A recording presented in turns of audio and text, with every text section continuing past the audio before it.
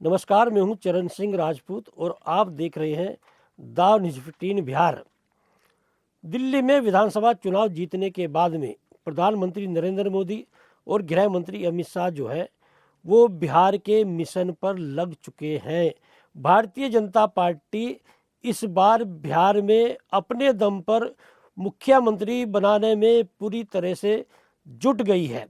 और नीतीश कुमार जो मुख्यमंत्री हैं और जो बिहार में यह कहा जा रहा है कि नीतीश कुमार के चेहरे पर एनडीए चुनाव लड़ रहा है और नीतीश कुमार ये माने बैठे हैं कि यदि भारतीय जनता पार्टी चुनाव के बाद में कुछ खेल करती है तो वो आरजेडी से मिलकर सरकार बना सकते हैं। भारतीय जनता पार्टी की रणनीति यह है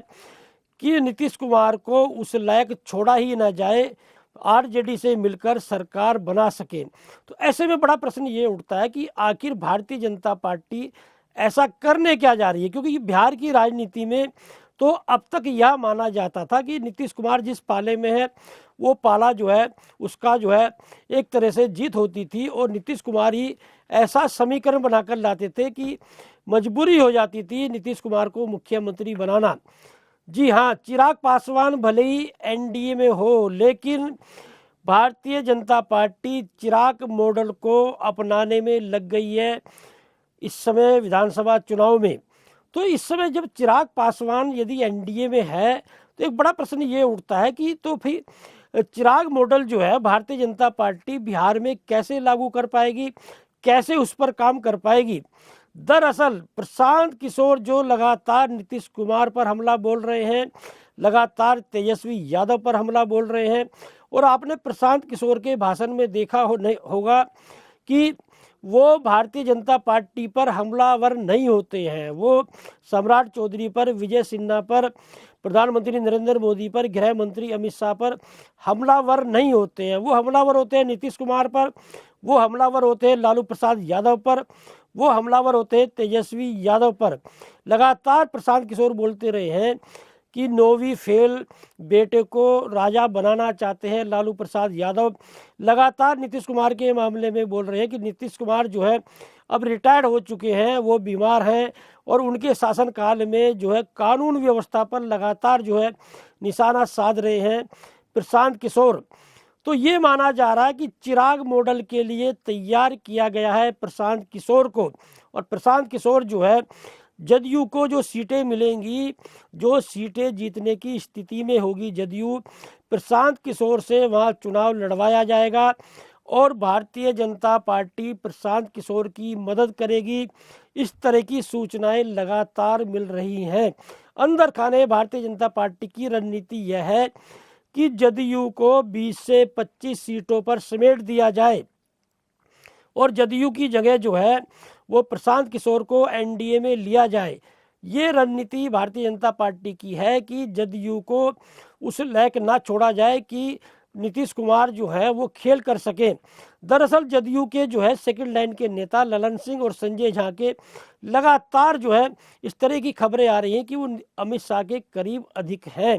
और नीतीश कुमार की बेबसी ये है, नीतीश कुमार इस दबाव में है,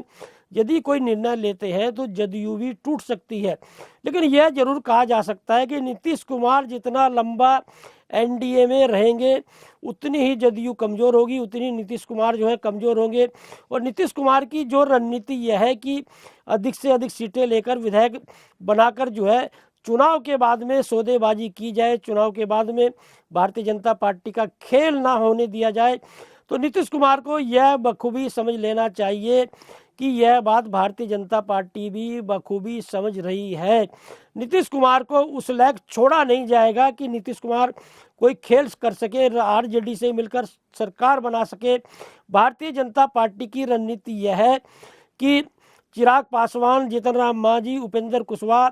और भारतीय जनता पार्टी मिलकर और प्रशांत किशोर को इतनी सीटें जितवा दी जाए कि ये लोग मिलकर अपने दम पर सरकार बना सके। क्योंकि जिस तरह से दिल्ली में यह कहा जाता था कि अरविंद केजरीवाल को हराने वाला दिल्ली में कोई है नहीं, भारतीय जनता पार्टी ने जिस तरह से 2020 के चुनाव में पूरे घोड़े खोल दिए थे लेकिन नहीं हरा पाए थे अरविंद केजरीवाल को। 62 सीटें अरविंद केजरीवाल की आई थी। तमाम प्रदेश में सरकार बना सकती है भारतीय जनता पार्टी, लेकिन अरविंद केजरीवाल को हरा नहीं सकती है। अरविंद केजरीवाल को हरा दिया भारतीय जनता पार्टी ने,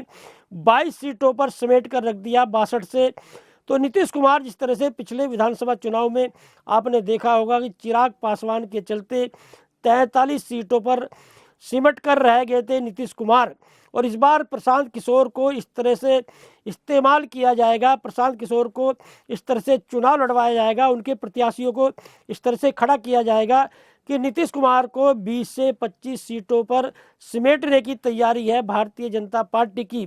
और नीतीश कुमार जो है, जिस तरह से ये माना जा रहा था कि 122 सीटों से कम मानेंगे नहीं, अब नीतीश कुमार जो है, जिस दिल्ली में विधानसभा चुनाव जीतने के बाद में जिस तरह से भारतीय जनता पार्टी ने चुनाव जीता है,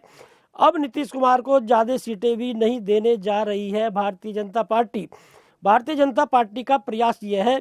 कि नीतीश कुमार को एनडीए में रख कर जो एक तरह से उनके वजूद को ख़त्म किया जाए, जदयू को ख़त्म किया जाए। दरअसल नीतीश कुमार जो है वो देश के ऐसे वो नेता हैं जिन्होंने प्रधानमंत्री नरेंद्र मोदी जब 2014 के लोकसभा चुनाव में प्रधानमंत्री पद के उम्मीदवार घोषित किए गए थे, तो सबसे मुखर विरोध जो है नीतीश कुमार ने किया था। और अपने मुख्यमंत्री रहते हुए जब नरेंद्र मोदी गुजरात के मुख्यमंत्री थे, घुसने नहीं दिया था बिहार में। और जिस तरह से नरेंद्र मोदी को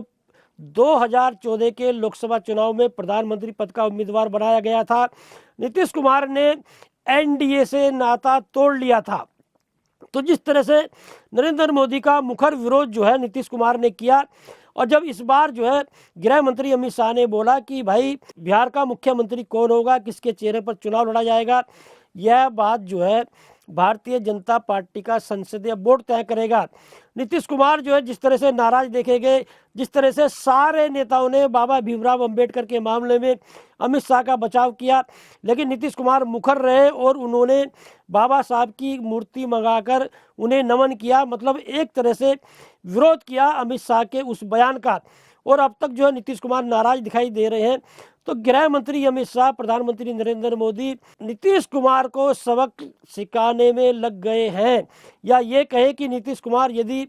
इन विधानसभा चुनाव में जल्दी कोई बड़ा निर्णय नहीं लेते हैं तो मानकर चलिए कि इन विधानसभा चुनाव में नीतीश कुमार और जदयू की दुर्गति तय है। और भारतीय जनता पार्टी जो है, जिस तरह से भारतीय जनता पार्टी का हिंदुत्व कार्ड चल रहा है, जिस तरह से योगी आदित्यनाथ जो उत्तर प्रदेश के मुख्यमंत्री है, उनका जो नारा चल रहा है कि बटेंगे तो कटेंगे, और आपने दिल्ली में भी देखा कि योगी आदित्यनाथ के भाषण का एक असर देखने को मिला। एक सनातन धर्म को लेकर जो भारतीय जनता पार्टी लगातार एक माहौल बना रही है,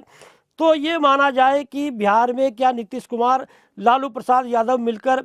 अब भारतीय जनता पार्टी को रोक नहीं पाएंगे। ये समझ लेना चाहिए कि बिहार में भारतीय जनता पार्टी अब हर हाल में अपने दम पर सरकार बनाने में जुट गई है। और नीतीश कुमार को, लालू प्रसाद यादव को यह भी समझ लेना चाहिए कि यदि इन विधानसभा चुनाव में भारतीय जनता पार्टी अपने दम पर सरकार बना लेती है, भारतीय जनता पार्टी का मुख्यमंत्री बन जाता है, तो उत्तर प्रदेश की तर्ज पर 20 साल तक भारतीय जनता पार्टी को सत्ता से कोई हटा नहीं पाएगा। ये भी नीतीश कुमार को, लालू प्रसाद यादव को समझ लेना चाहिए, क्योंकि उत्तर प्रदेश में किसी समय में मायावती और मुलायम सिंह का राज चलता था। एक बार मायावती, दूसरी बार मुलायम सिंह। ये माना जाता था कि उत्तर प्रदेश में मायावती और मुलायम सिंह को कोई हिलाने वाला नहीं है। और किस तरह से योगी आदित्यनाथ का दूसरा शासनकाल चल रहा है, आपने महाराष्ट्र में देखा, आपने मध्य प्रदेश में देखा, आपने राजस्थान में देखा, आपने छत्तीसगढ़ में देखा, आपने दिल्ली में देखा। भारतीय जनता पार्टी जिस तरह से, और हरियाणा में भी देखा, हरियाणा में ये माना जा रहा था कि भाई कांग्रेस की सरकार बनने जा रही है। भारतीय जनता पार्टी ने किस तरह से असंभव काम को संभव करके दिखाया। प्रधानमंत्री नरेंद्र मोदी, गृह मंत्री अमित शाह की जोड़ी ने जिस तरह से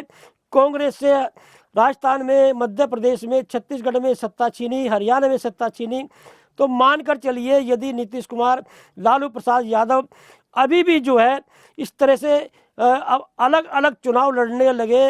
और चुनाव लड़ते हैं, तो मानकर चलिए भारतीय जनता पार्टी न केवल जदयू बल्कि आरजेडी को भी समेट सकती है। और यदि जदयू बिहार में जो है निशाने पर है भारतीय जनता पार्टी के, तो अगला निशाना आरजेडी होगी, क्योंकि भारतीय जनता पार्टी और कांग्रेस मिलकर अब क्षेत्रीय दलों को खत्म करने में लग गई है। पंजाब में आप देख ही रहे हैं। तो देखना ये होगा कि बिहार में जो भारतीय जनता पार्टी अपने दम पर सरकार बनाने में जुट गई है, भले ही विधानसभा चुनाव की घोषणा ना हुई हो, लेकिन भारतीय जनता पार्टी की रणनीति जो है वो अब जो है अमल में लाई जाने लगी है। बिहार में पूरी तरह से भारतीय जनता पार्टी चुनाव में लग चुकी है और दिल्ली का मुख्यमंत्री घोषित करने के तुरंत बाद में बिहार में प्रधानमंत्री नरेंद्र मोदी और गृह मंत्री का फोकस होगा। अब देखना ये होगा कि बिहार में नीतीश कुमार किस तरह की राजनीति करते हैं और भारतीय जनता पार्टी जो अपने दम पर सरकार बनाने में जुटी हुई है, क्या अपने दम पर बिहार में सरकार बना पाती है।